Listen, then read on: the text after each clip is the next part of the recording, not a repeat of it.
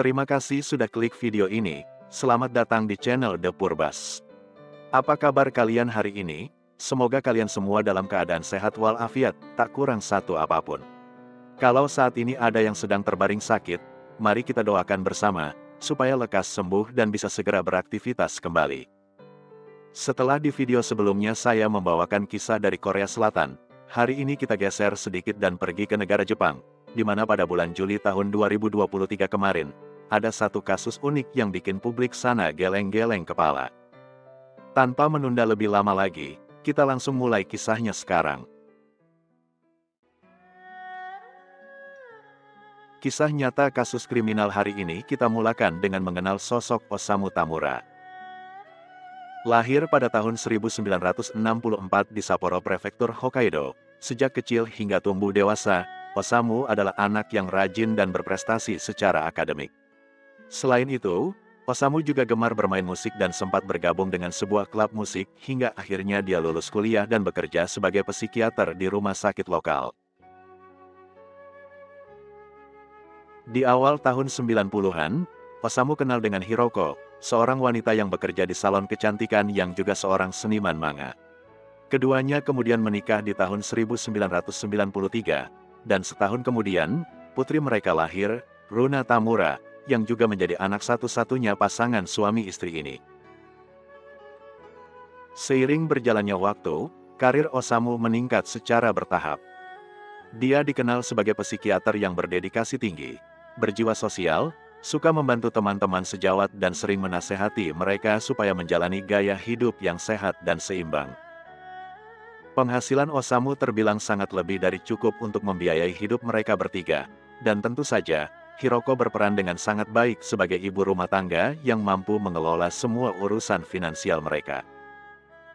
Namun ketika hidup Osamu dan Hiroko terlihat baik-baik saja, putri mereka, Runa, tidak mampu bersosialisasi dengan baik.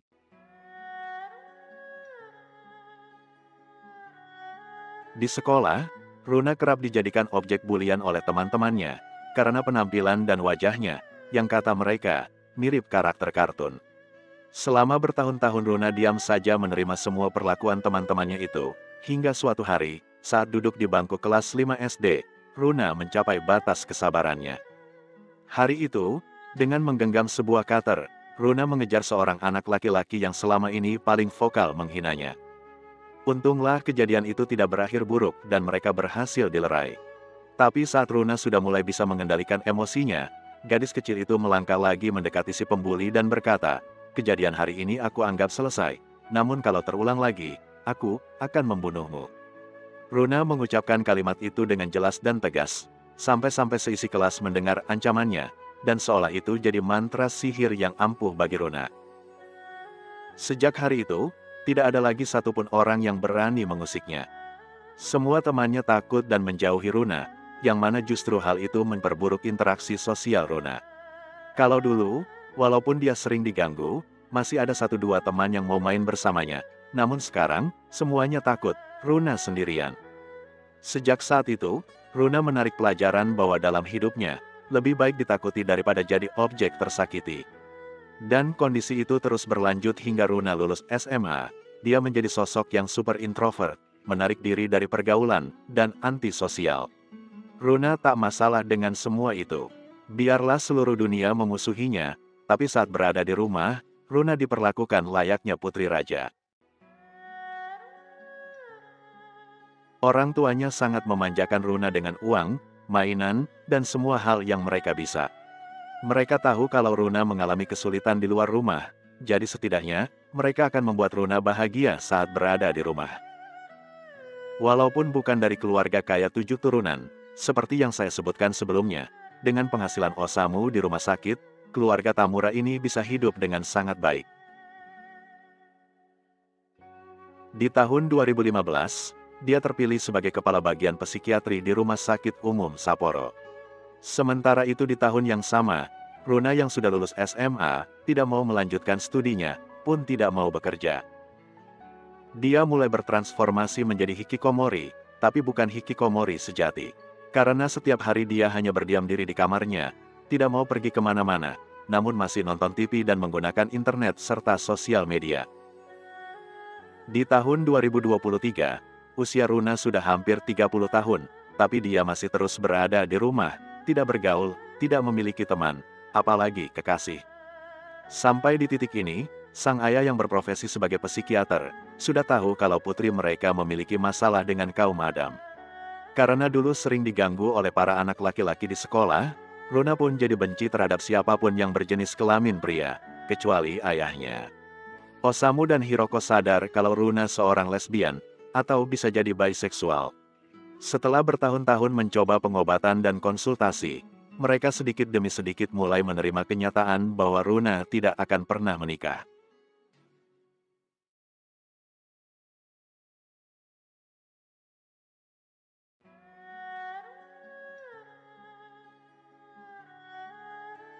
Di sela-sela keasyikannya berseluncur di dunia maya, Runa berkenalan dengan seorang wanita bernama Tomo, yang mengaku kalau dirinya adalah seorang lesbian.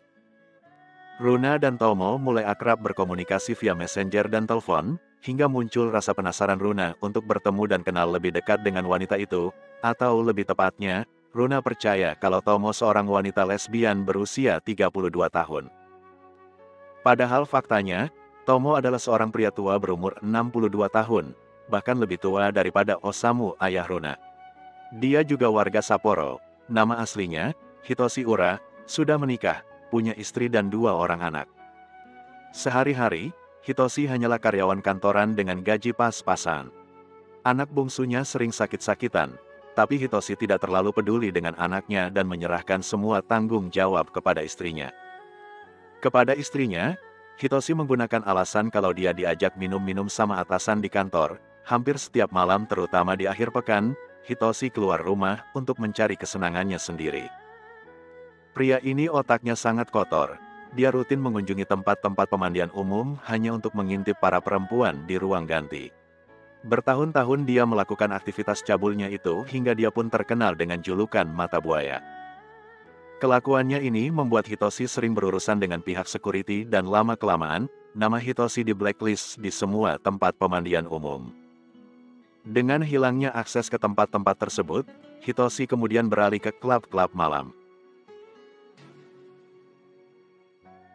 Tak hanya cuci mata, dia mulai memberanikan diri untuk mendekati serta menggoda gadis-gadis yang ada di sana, khususnya mereka yang mabuk berat, namun semua usahanya berakhir dengan penolakan. Penampilan Hitoshi pas-pasan, uang pun tidak ada, siapa yang mau? Akhirnya, Hitoshi dapat ide untuk menyamar sebagai wanita lesbi. Dia mengenakan penampilan perempuan dan memperkenalkan dirinya sebagai Tomo, seorang lesbian berusia 32 tahun. Dengan tubuhnya yang ramping dan mungil, bermodalkan makeup tebal, didukung dengan pencahayaan diskotik yang remang-remang, Hitoshi berhasil mengelabuhi banyak wanita. Sebagai wanita abal-abal, Hitoshi bisa bebas meraba-raba, memeluk, dan melecehkan wanita yang baru dia kenal. Modusnya, Hitoshi alias Tomo, akan menjalin pertemanan singkat dengan calon korban-korbannya. Pengakuannya sebagai lesbi membuat wanita-wanita itu merasa lebih aman berada di dekat Tomo. Terlebih, Tomo akan bersikap protektif terhadap teman-teman wanitanya dari godaan pria-pria hidung belang, padahal dia sendiri yang ingin memanfaatkan wanita-wanita tersebut. Begitu Tomo berhasil mendapatkan kepercayaan calon korbannya yang sedang mabuk, dia akan melecehkan serta memperkaos korbannya itu. Dan ketika si korban sudah sadar dari mabuknya di siang hari, Tomo bebas dari kecurigaan korbannya. Selain mencari mangsa di klub malam, Tomo juga memanfaatkan sosial media. Kalau di klub malam, penyamarannya berjalan mulus berkat riasan tebal dan lampu remang-remang. Di media sosial, Tomo sangat berterima kasih dengan adanya filter-filter kamera, yang membuat calon korbannya percaya kalau Tomo seorang wanita, salah satu korbannya adalah Runa. Setelah cukup lama chatting dan video call, Runa mulai percaya terhadap Tomo dan setuju untuk bertemu secara langsung.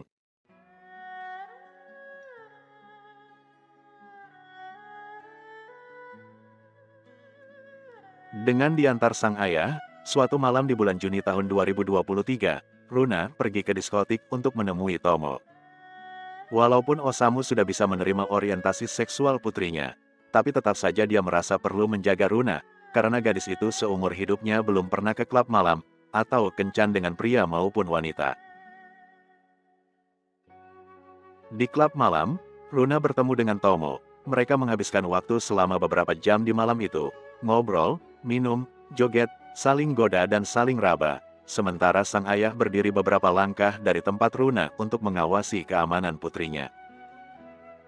Singkat cerita, pertemuan sekaligus kencan pertama Runa dan Tomo berjalan lancar. Setelah itu Runa pulang bersama sang ayah dengan hati berbunga-bunga, tanpa tahu kalau Tomo bukanlah wanita lesbi, melainkan pria tua berusia 62 tahun, punya istri dan 2 orang anak. Setelah kencan tersebut, keduanya kembali intens berkomunikasi via chat dan telepon. Runa yang sangat membenci kaum pria, sudah tumbuh rasa tertarik pada Tomo. Namun belum ada komitmen atau pembicaraan cinta-cintaan di antara mereka. Sementara itu di lain pihak, Tomo merasa kalau dia sudah menemukan gadis impiannya. Dengan Runa, Tomo tidak berencana untuk melakukan hubungan singkat atau sekedar melecehkannya di ranjang, tapi dia benar-benar jatuh cinta kepada Runa. Masalahnya, Runa menyukai Tomo si gadis lesbi, bukan om-om tua bernama Hitoshi Ura. Seminggu setelah kencan pertama, Tomo mengajak Runa untuk bertemu lagi di klub malam yang sama.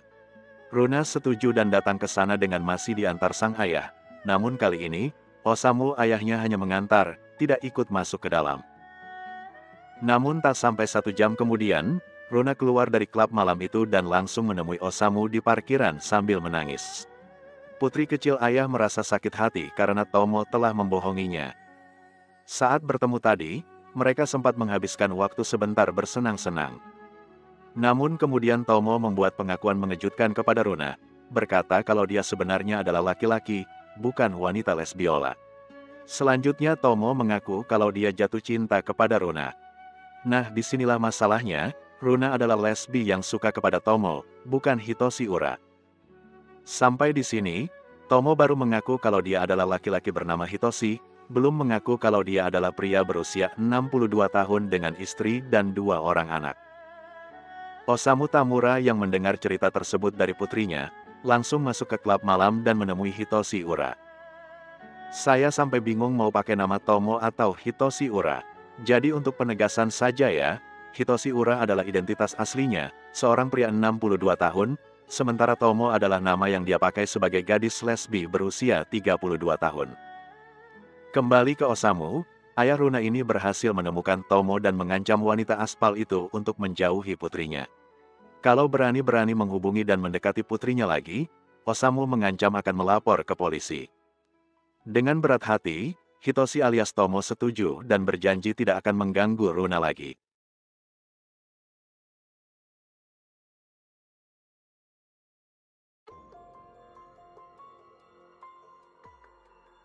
Tapi janji tinggal janji, rasa rindu Hitoshi terlalu besar kepada Runa.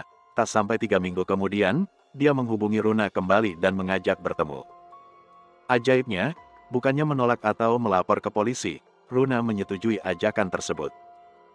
Tanggal 1 Juli tahun 2023, sekitar jam 11 malam, Hitoshi dengan berpenampilan sebagai Tomo, masuk ke sebuah hotel di kawasan Susukino bersama Runa, yang malam itu menggunakan pakaian serba putih, memakai masker wajah, dan memakai topi lebar yang menutupi sebagian wajahnya. Runa juga terlihat menyeret sebuah tas koper besar. Mereka check-in di kamar 202, yang juga disebut sebagai kamar pink. Entah apa kesepakatan mereka sebelumnya, namun yang pasti, setelah memasuki kamar itu, Tomo langsung masuk kamar mandi untuk bersih-bersih.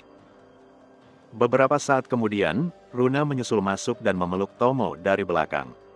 Detik berikutnya, tanpa sempat Tomo sadari, Runa mendaratkan beberapa tikaman ke leher Tomo. Kejadian itu sangat cepat sehingga Tomo sama sekali tidak sempat untuk melakukan perlawanan, dan tewas seketika. Runa kemudian mengeluarkan gergaji yang dia bawa di tas koper besar itu, dan mulai memutil bagian kepala Tomo. Setelah itu, Runa mengambil semua pakaian, dompet, HP, dan semua barang milik Tomo, lalu memasukkan semua barang itu ke dalam tas kopernya, termasuk juga si kepala tadi. Sekitar jam 2 dini hari, sudah masuk tanggal 2 Juli tahun 2023, Runa terlihat di kamera CCTV, keluar hotel sendirian, sambil berkata pada resepsionis bahwa temannya sedang tidur dan akan check out nanti siang. Terlihat juga kalau Runa sekarang menggunakan pakaian serba hitam. Runa terus berjalan keluar hotel dan tak jauh dari sana, Osamu ayahnya menjemput Runa dengan mobil.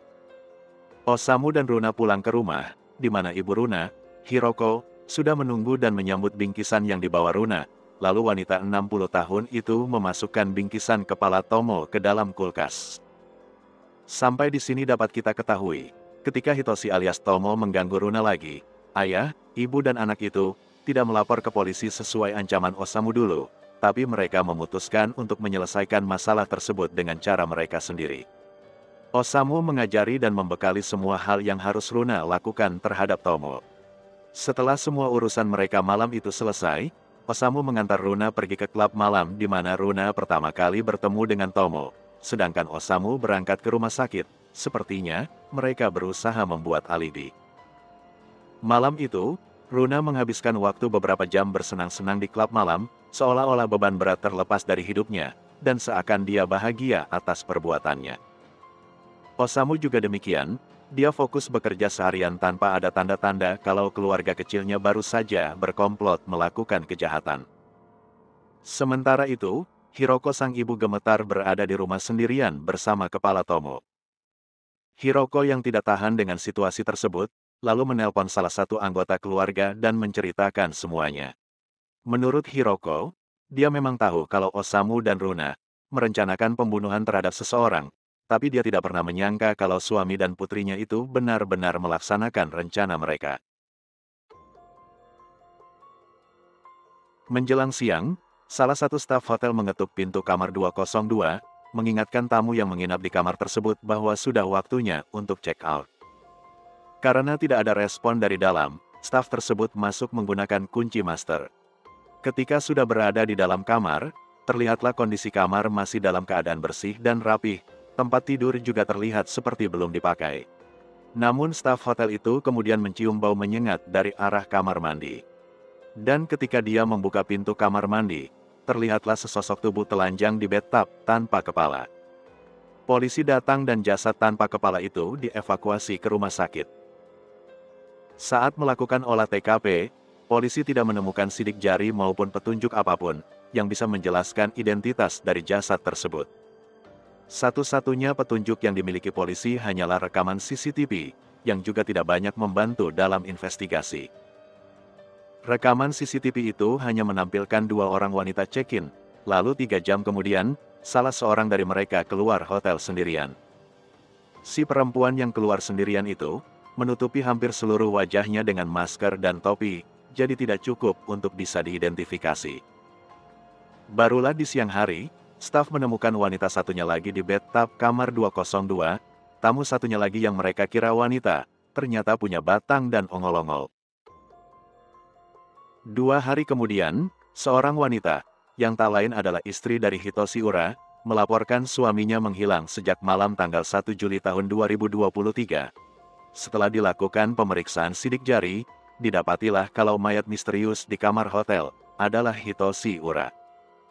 Namun sampai di sini, selama berminggu-minggu, polisi masih belum bisa mengungkap apa yang terjadi dan siapa yang membunuh Hitoshi. Tanggal 25 Juli tahun 2023, seorang warga melapor ke polisi bahwa salah satu kerabatnya bercerita kalau suami dan anaknya telah membunuh seorang pria yang menyamar menjadi wanita.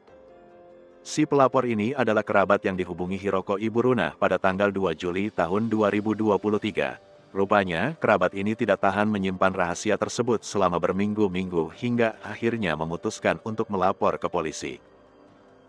Informasi ini langsung ditindaklanjuti oleh polisi dengan melakukan penggeledahan di rumah keluarga Tamura.